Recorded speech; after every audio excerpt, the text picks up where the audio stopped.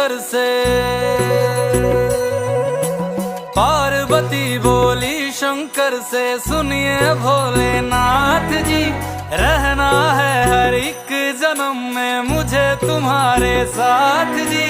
वचन दीजिए ना छोड़ेंगे कभी हमारा हाथ जी। ओ भोलेनाथ जी, ओ शंभुनाथ जी, ओ भोलेनाथ जी, ओ शंकर